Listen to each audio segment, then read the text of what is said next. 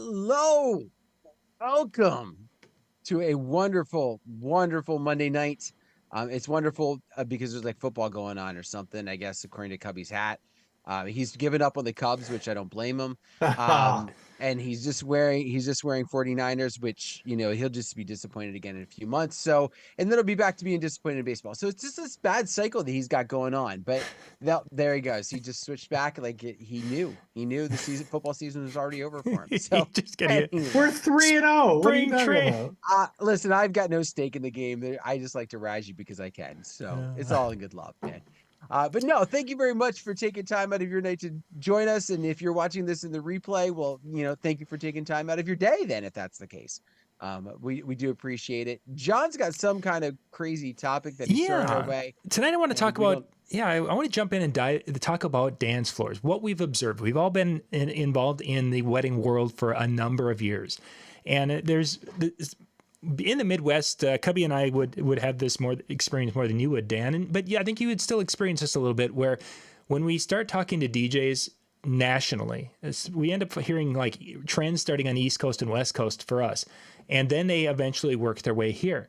And that's really what I want to have some of the discussions tonight about, what kind of things we're seeing out there, what kind of things even you guys out there in the chat, what you're seeing when we are in these talking about these certain areas, because there's some trends that have been on the coast and they've worked their way this way. There's things that are happening on our dance floor, and there's how to work with groups of people within that have changed, I think, over the last number of years for a variety of different reasons. And that's really what I kind of wanted to have a discussion on, because I've been working with some newer DJs on our staff that we've been training in. And the way I'm teaching them today and what I'm teaching them today is so much different than I would have taught them 10 years ago, and way, way, way different 20 years ago. And I'm not even talking technology based, but just what I'm discussing with them when it comes to entertaining, and not even entertaining from the microphone side of it, just with the music side of it has changed an awful lot. So that's really what I wanted to kind of dig into tonight. So first off, if there's one thing that you guys have noticed that has changed in the last, let's call it pre-COVID, concerning the dance and the dance outcome to what we have today, have you noticed that? Is there any major things you're like, oh my gosh, it was so different back then than it is now? And we're only talking 3-4 years ago. Anything that jumps out at you? Dan, you're nodding your head, so let's start with you. Oh yeah, absolutely. One of the biggest things that I've seen has been this push away from formalities and to we'll say, longer dance floor.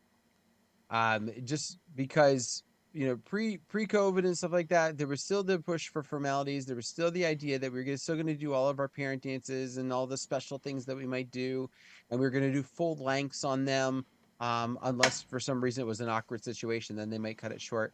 But it was pretty much always like long and going through all those formalities. And definitely since, let's speed through everything.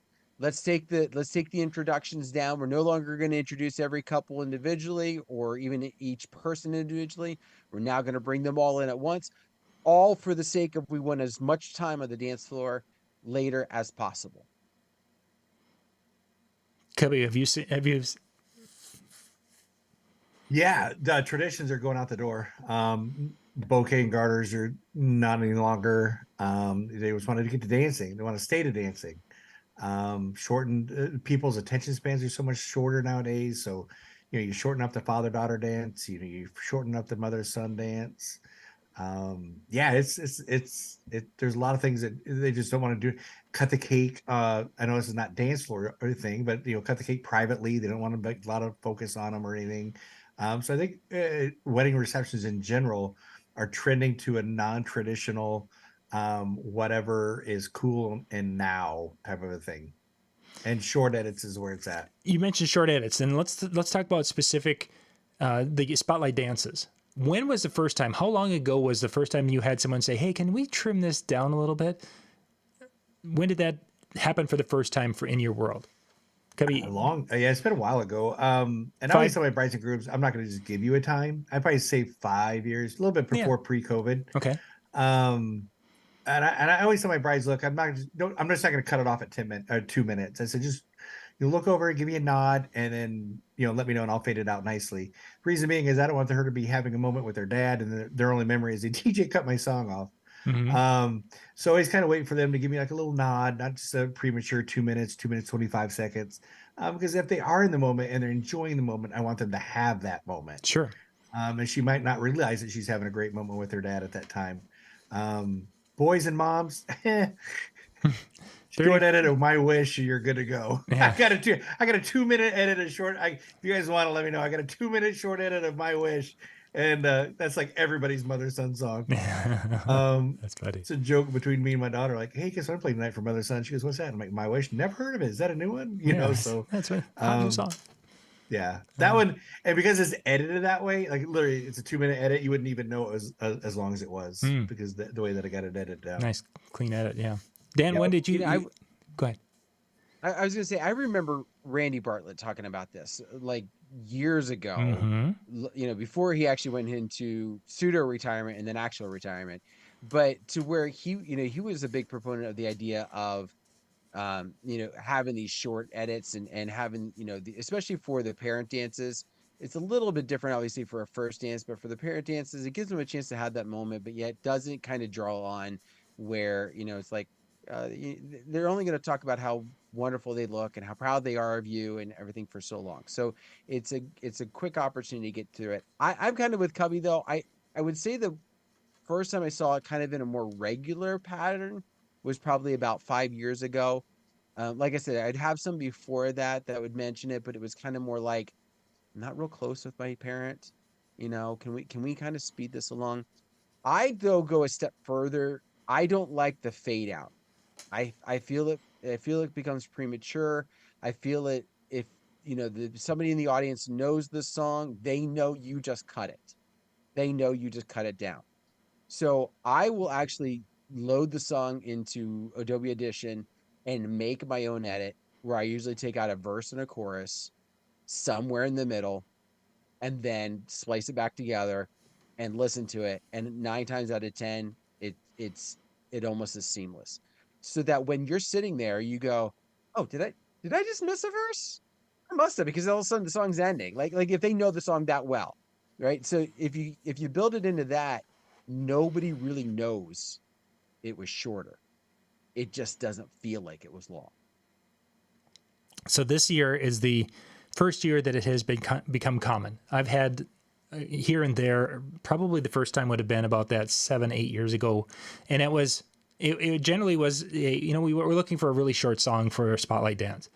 And 9 chances out of 10, they were going to come back with an Elvis Presley, Can't Help Falling in Love with You, or What a Wonderful World from Louis Armstrong, both very short songs.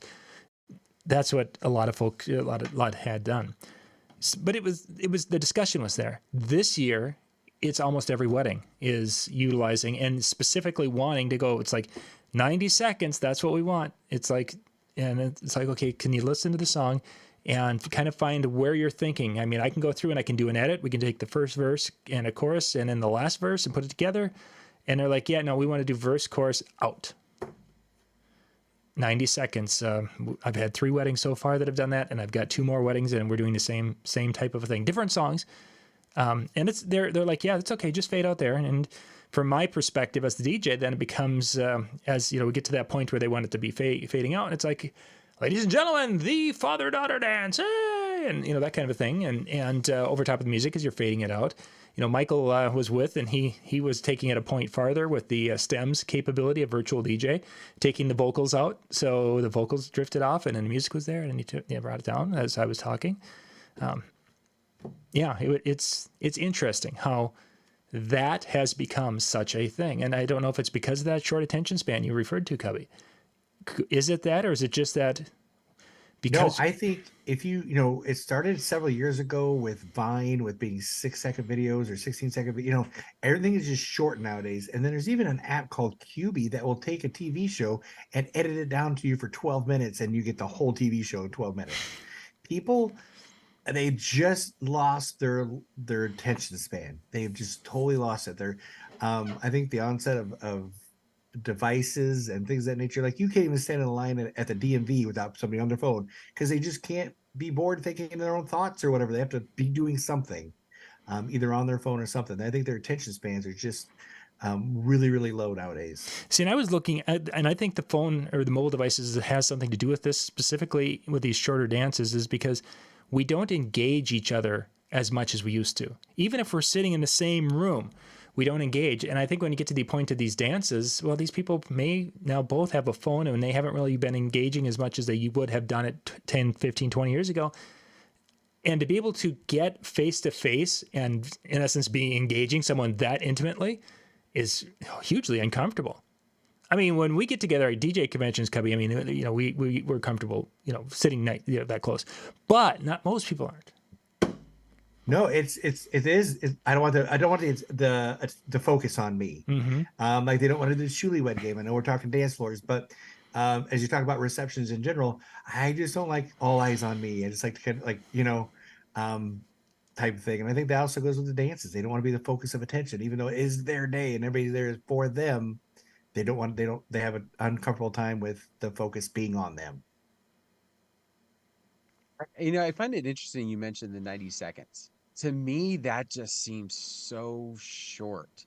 Because I had one who we did do that, but it was also one of those things where dad's health was like, for him to stand up and dance for a long period of time, like his legs were just not going to. And so we purposely cut it down, and it just felt like no sooner did they start dancing and we were already cutting it. And it was just like, in that aspect, I almost go, why did we even do the moment? When my couples ask me, like, we start looking at the length of the song. One of the things that I do ask them is, or I should say they ask me rather, is, when we're talking about shortening it, what do we have in mind? And we had that discussion. And if they're not really sure, sometimes I'll say, 2 to 3 minutes is a good sweet spot. Much less than that, and you're really going to be rushing it. Much longer than that, and you get the kind of when is this going to end type of feeling. I said, so usually 2 to 3 minutes is like a good sweet spot. But the other thing that I'll do to kind of maybe speed it along, and maybe why it feels like it's so short, is I don't wait for them to get, unless they're doing some choreograph thing, I don't wait for them to get out in the middle of the floor before I start the song. Right? As soon as I introduce them and they're near the edge, that song's starting. So that they're coming out while it's playing. That burns a good 5-10 seconds off right there. It certainly does, yeah. So maybe that's the other reason why it feels even shorter, is because they're not, they're not really dancing for even the whole 90 seconds, if that's the case. But yeah, Day mentions the verse chorus out. That's really what I've been hearing a lot of that when it comes to those spotlight dances. Let's talk about other formalities before we get really into the dance floor side of it, because most of our wedding formalities are things that have traditionally happened during the dance sequence, whether it is all those spotlight dances or it's the bouquet toss, the garter, cake cutting sometimes happened during that time frame. Anniversary were in that mix. There were money dances, dollar dances, a variety of different things. See, Cubbie. There we go. Yeah, now you're back. Are we good? Excellent. Yeah, you froze for a good sec. Okay. Internet connection is unstable. Uh-oh. Pick the kids off. I can do that. I can do that just like that. So now we should be good. So guys, the talking about traditional wedding activities, the garter, bouquet, different things such as that. Now, Cubbie, you kind of alluded to not seeing much of that. Is it that you're not seeing much of that, or is it kind of like completely gone?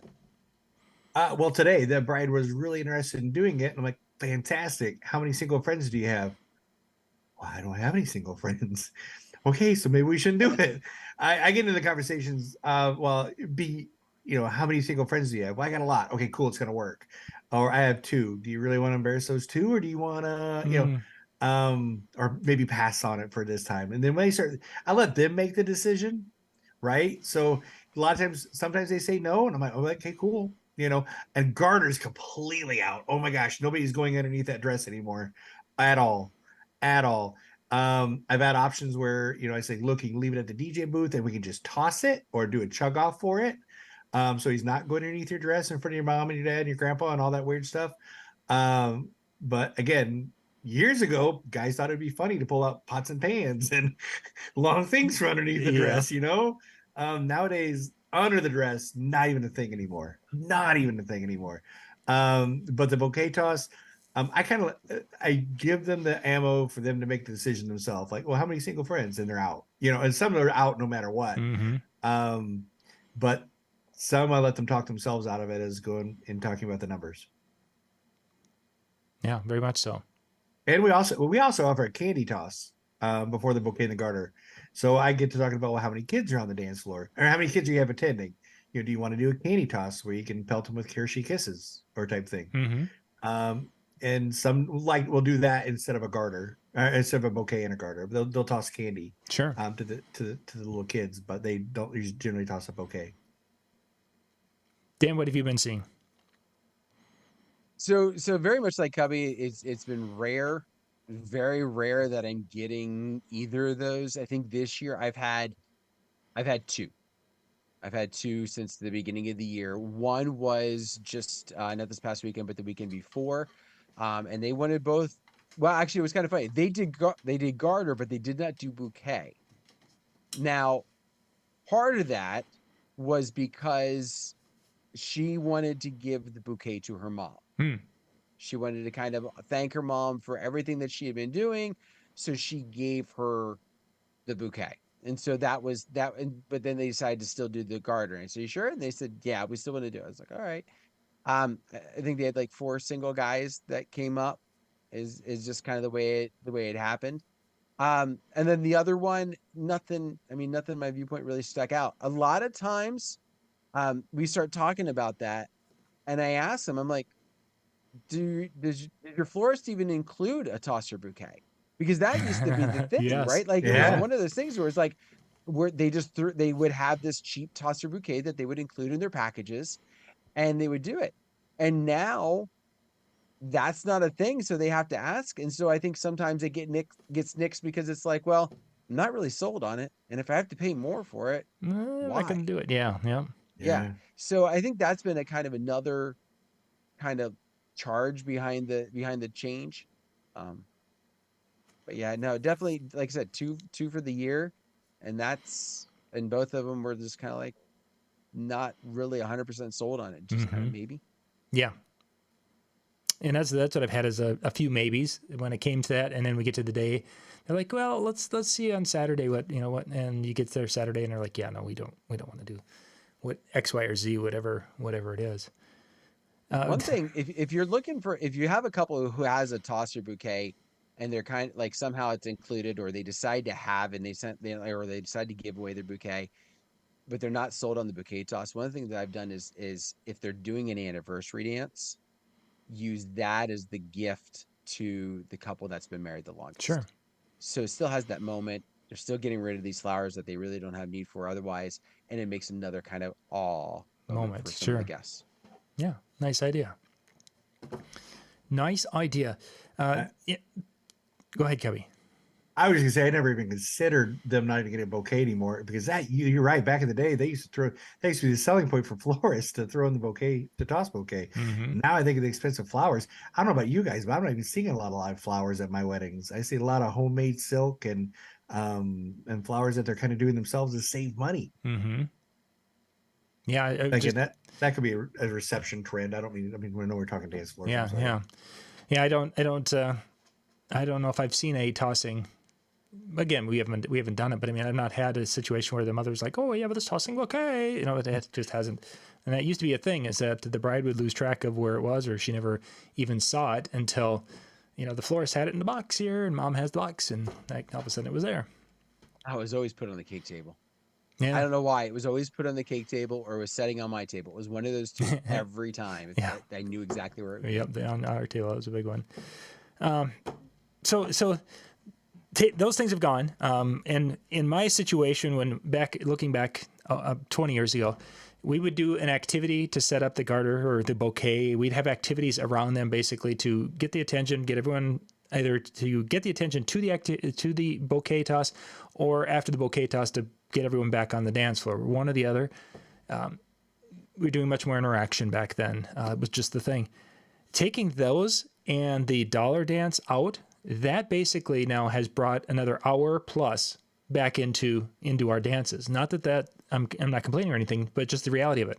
So for those of us in the upper Midwest, our dance floors are typically, we start at 7 o'clock, we go to 11 o'clock, we start at 8 o'clock, and we go to midnight. It's a 4-hour on that dance floor time frame. It's very, very common for us. So it became, as Cubbie mentioned at the start of this, is that we do the spotlight dances, and then after that, that dance floor is open. That has been certainly a change in that time frame.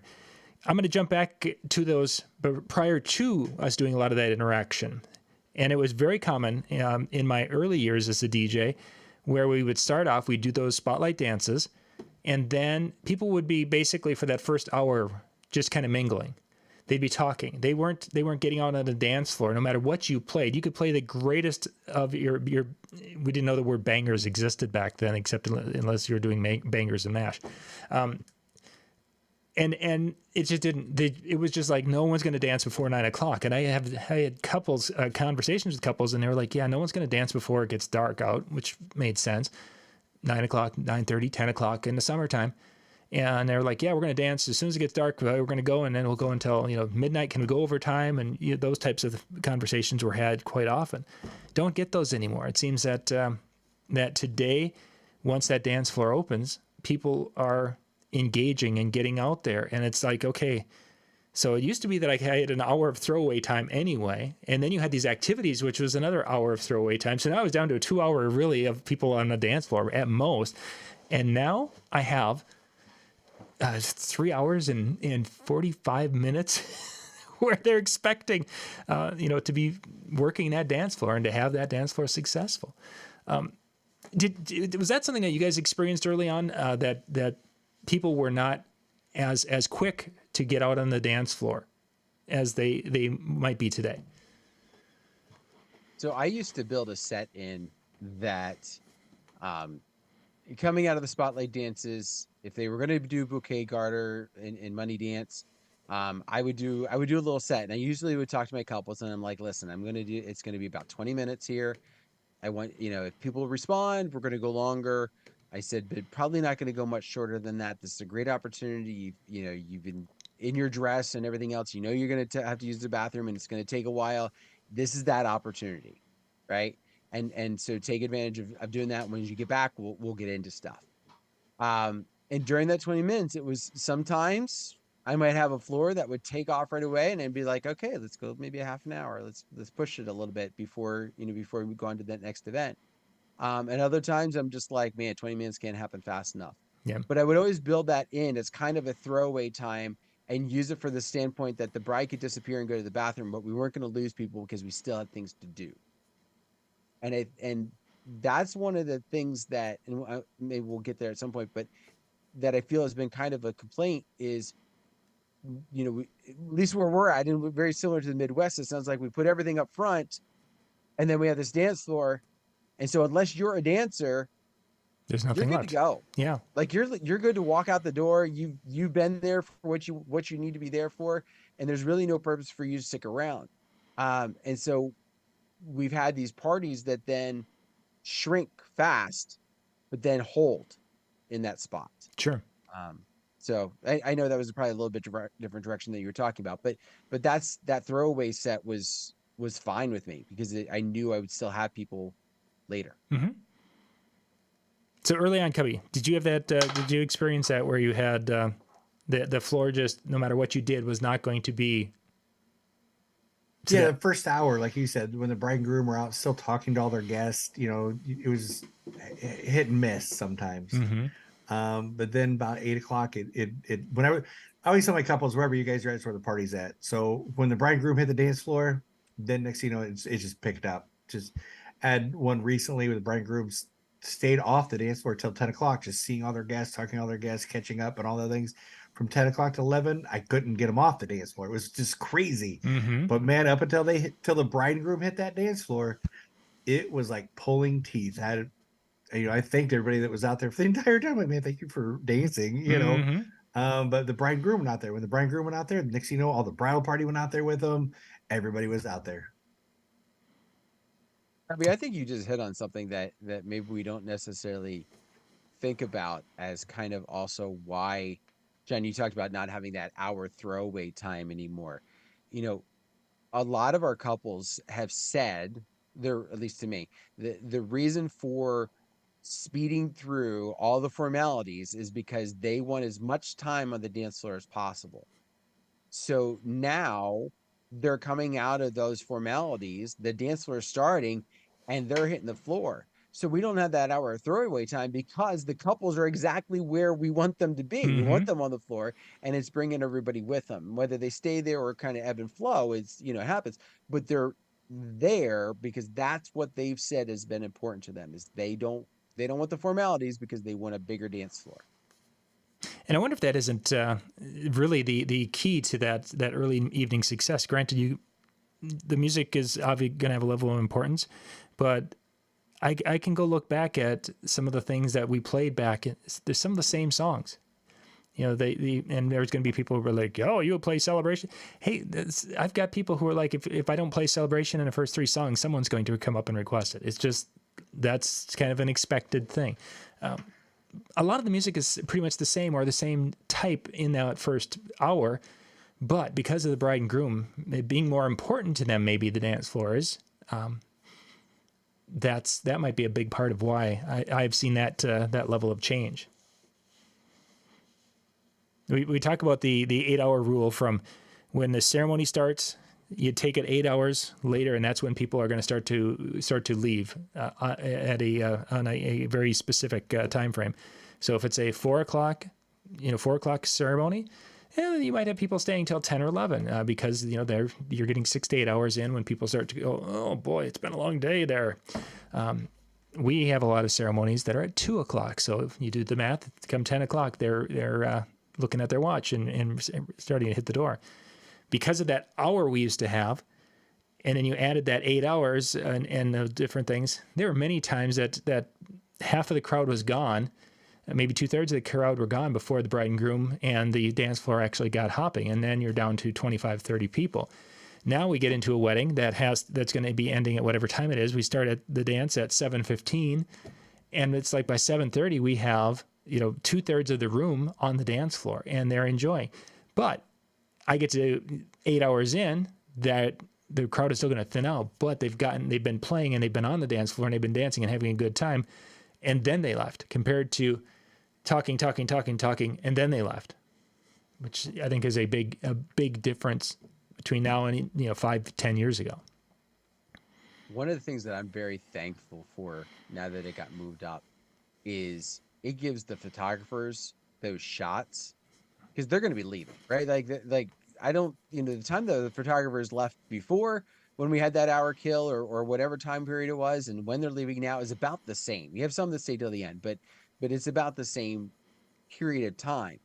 But now they've got some good dance shots. Mm-hmm. They've got some great dance floor shots that they can use for their albums or whatever, or hopefully for some social media push as well.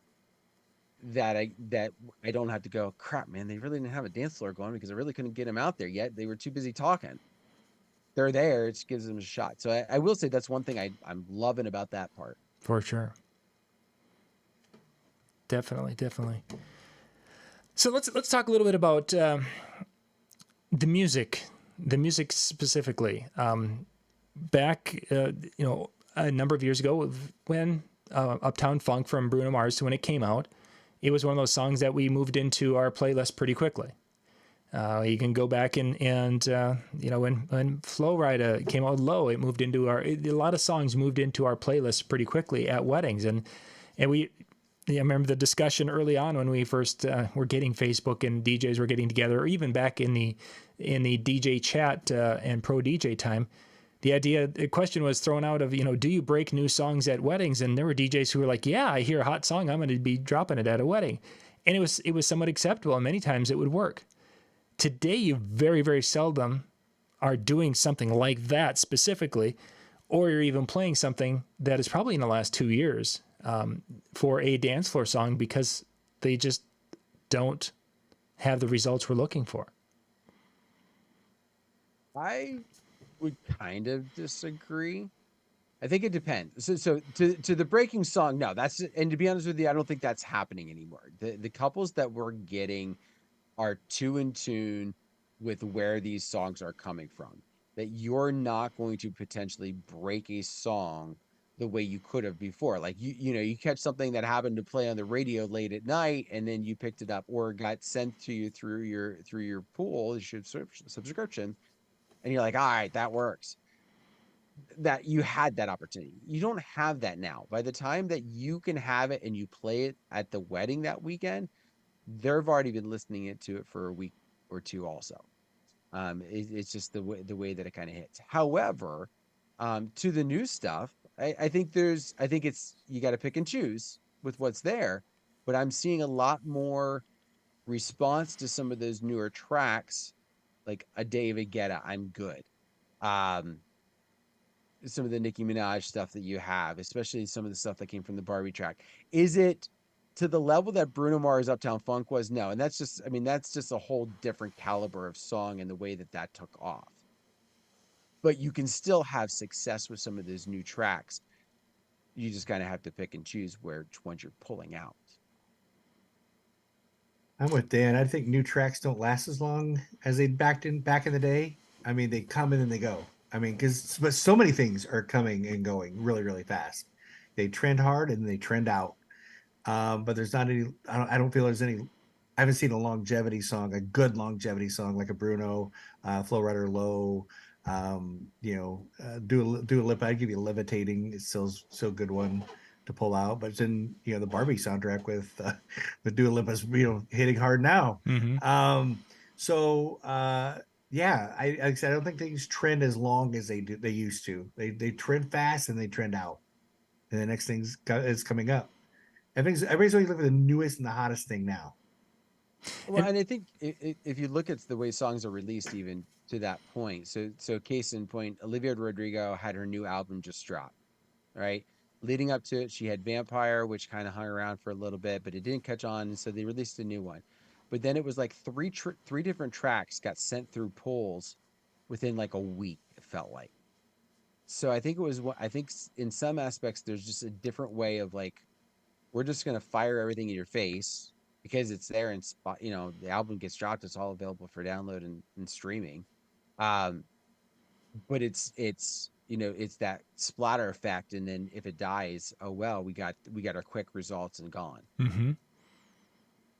And I think you mentioned streaming there, Dan. I think that certainly plays a big role into the success of our dance floor, because much of what we do with weddings is to create that shared experience where people can go out there and they can have a moment together, sharing that sing along with whatever song it is.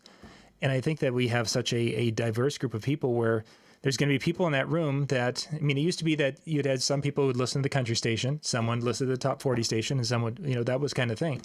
Now it's like, okay, some people are only listening to 80s pop. Some people are only listening to this little, and there isn't the crossover, or even, that, oh, I listen to primarily this, but then when we're driving in a car, we listen to this. Nope. I'm always listening to 80s pop. That's all I listen to. I mean, I heard this one guy, all he listens to is Huey Lewis all day long. I mean, really, how can a person be so great? I know he does it. Yeah, God, he'd be great. But that's the thing, is I think that shared experience part is is why when I do play you dropped Barbie World, is that you had this small group of people. You had the people who knew it and were like, this is great. The younger girls type of thing. They were like, woohoo, this is neat. And then we had the rest of the room who had no idea what it was. Whereas at a given time, that the 40-year-olds in the room probably would have been following top 40 enough to know where that came from or what it was. And I just don't think that we have enough of that to be able to have. We may not have a Uptown Funk again. We haven't had anything for 3 years now, and we may take another 3 to 4 years before all of a sudden something comes up. It's hard to really say. Brian mentions Taylor Swift. It may take someone like a Taylor Swift to have something that they are so big. There's got to be, Dave. There's got to be. There's going to be something that is someone who's so big that they can release something that just goes across all spectrums. I just don't see it right now, and that makes it much more difficult. So So with that being said, turning over of a dance floor. This is a thing we've talked about, especially when it comes to bars. When we'd be discussing this with MJ, and the idea that you have people who are dancing to people who are drinking, and you want to turn that dance floor over so people could go buy drinks and such. But there was a level of that with weddings that we would do, is we would be turning the dance floor from maybe this focus was the 20s and 30-year-olds, and then the next we'd do a set then that would transition, and this set was more aimed for the 50 and 60-year-olds.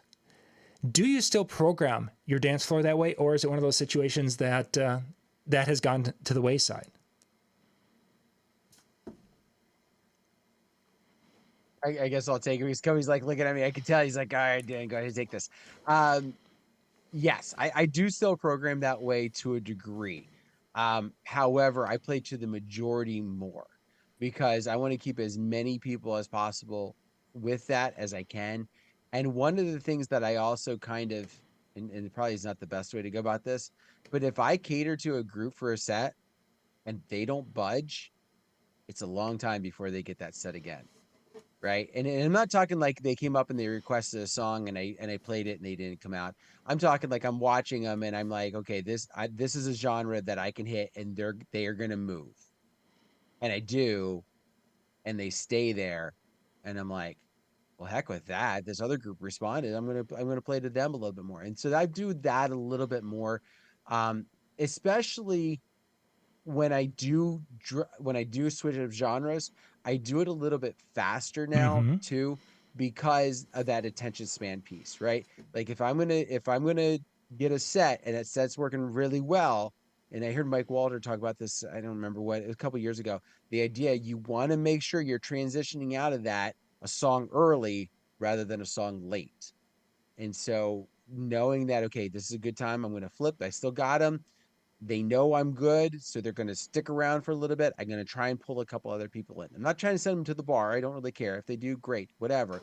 I'm just trying to make sure that I don't bore the ones that are not on the floor enough that they want to leave.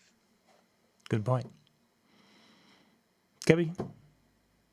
Yeah, I'm the same. I almost same as Dan. Like I said, I'll do a country set, and if the country's not working, I doubt I'll revisit it again in the night. But yeah, you play a mix a little bit older and new, and then as the night progresses and the older people seem to leave, you play more of that booty shaking music. Along some of the early booty shaking music, and then like I said, then the harder stuff later, the more newer stuff a little bit later is what I like to do. So I'm not playing the super new stuff when aunts and uncles have never heard it before, that they're just dumb fuzzled and force them out the door.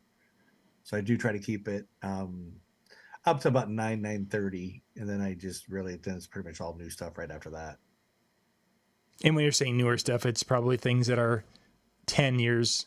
60s, yeah, 60s and 70s. Yeah. 10 years or 20 years, that type of thing. Because 5 years or less, not so much being played. That new band, the Beatles. They're pretty hot though. But I don't know if they've got hanging enough. They're not going to be around very long. The idea of doing sets was something, and as Dan, it progressed to going from 5-song sets, which was kind of what we used to teach back when we were starting, to a 3-song set. This is probably one of the areas in which really was why I wanted to talk about this tonight. Is we've actually this year have gone to the idea of sets is almost completely gone to a point.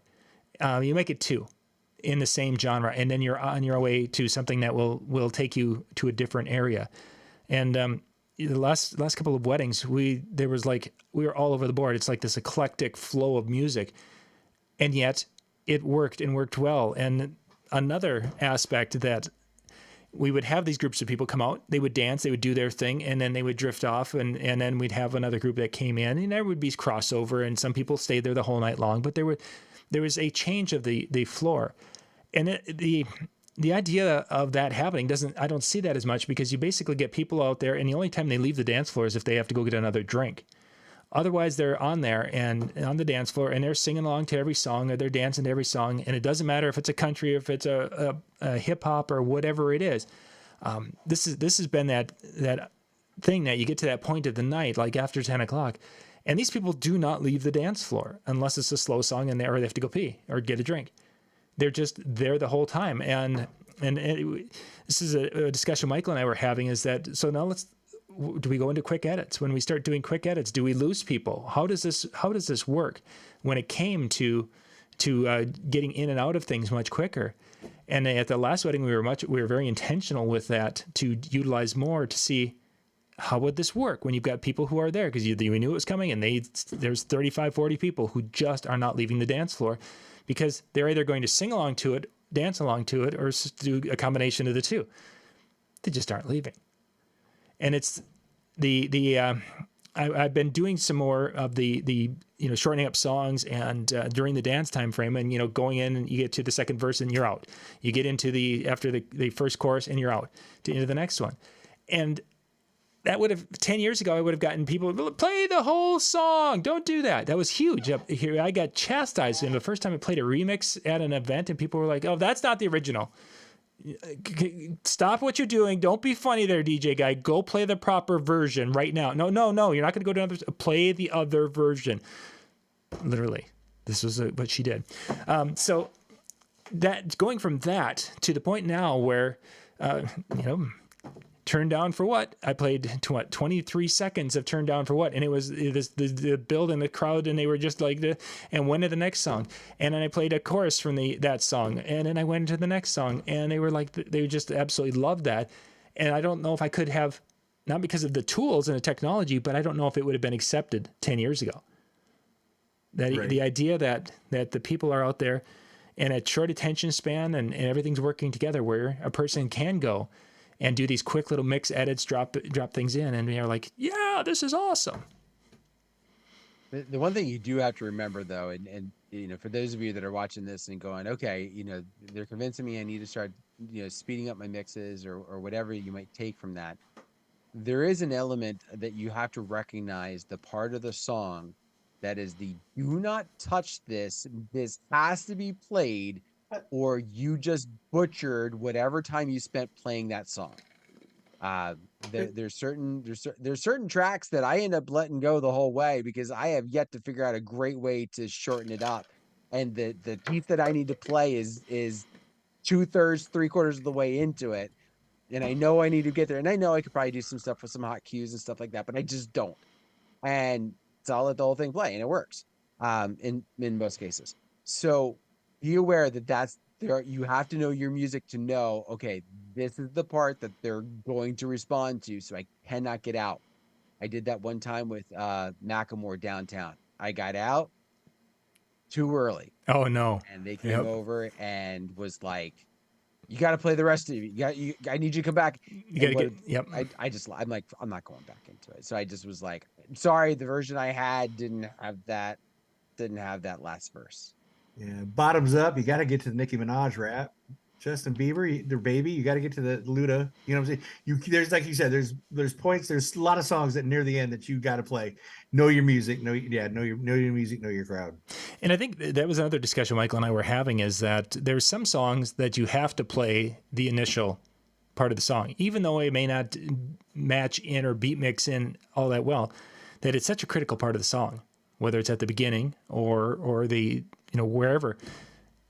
Obviously knowing the music is great, but there's also some aspects that I can't even think of which one. There was one of them that it's like, you cut the beginning off, and he's like, yeah, but I wanted to get to this, and it's like, but it's like a whole new experience, or it's a different experience, and people respond to that guitar riff or whatever it was at the beginning.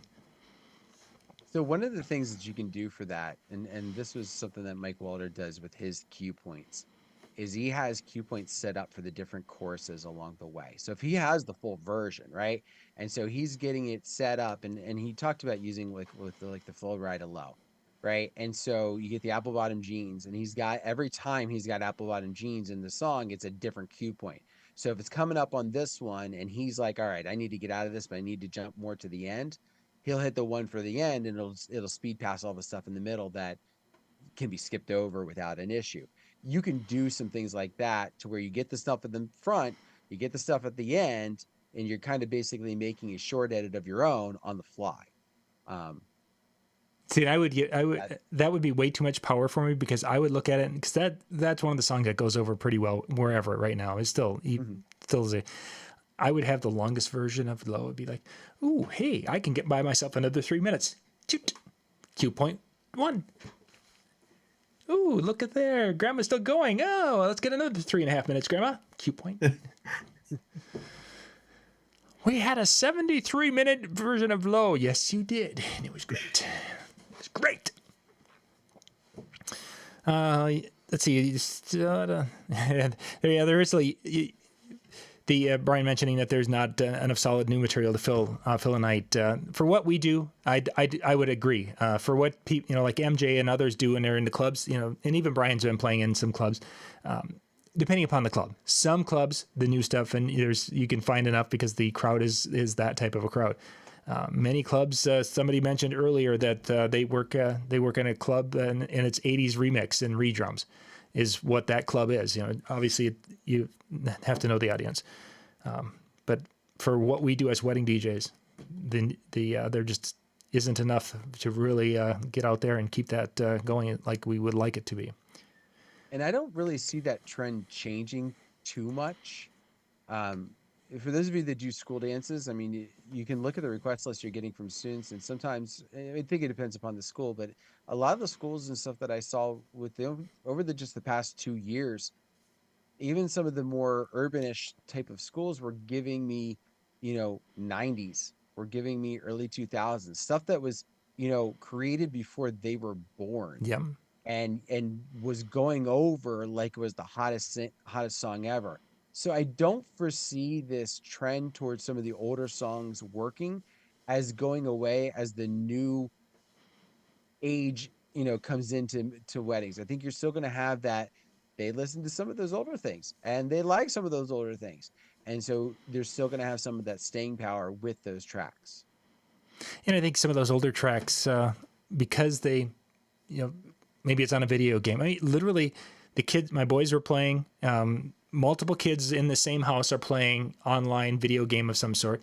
And there was a song and I could literally hear 2 of them singing along to an 80s tune that was going on. And they had friends that were, there were 3 of them in the house playing. And I think there were like another 6 people playing somewhere else. I don't know what game they were playing. I have no idea. But it was an 80 tune that I could hear. So I'm assuming all of them knew that song from the video game. And it's like, okay, so that's a shared experience. And let's say all those 6, 7, 8, 9 youngsters are at a wedding together. They have a shared experience for that 80s song that they could go and request from the DJ and they can all sing along to it.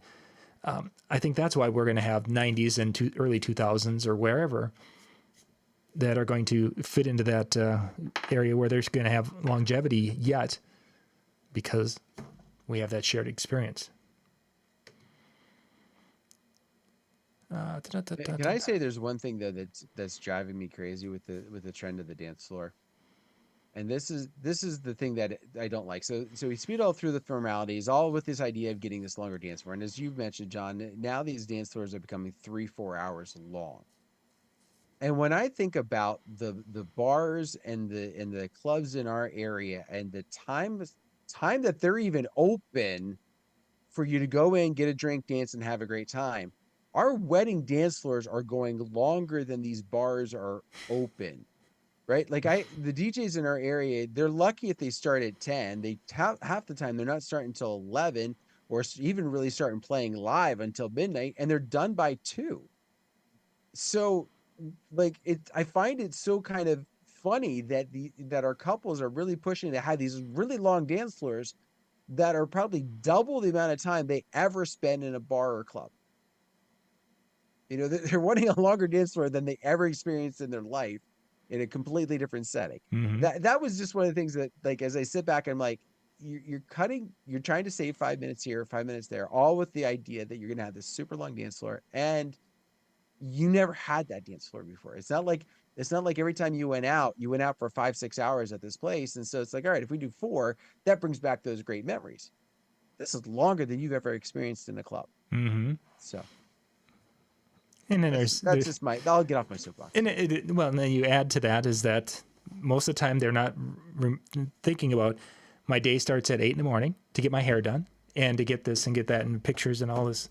So by the time we get to 10 o'clock at night, they've got a 14 to 16 hour day in already. And then, oh, by the way, now I have to smile and try to dance and burn off, however many hundreds of calories per, hour dancing. That's a lot. And that's not everyone's in that kind of physical condition.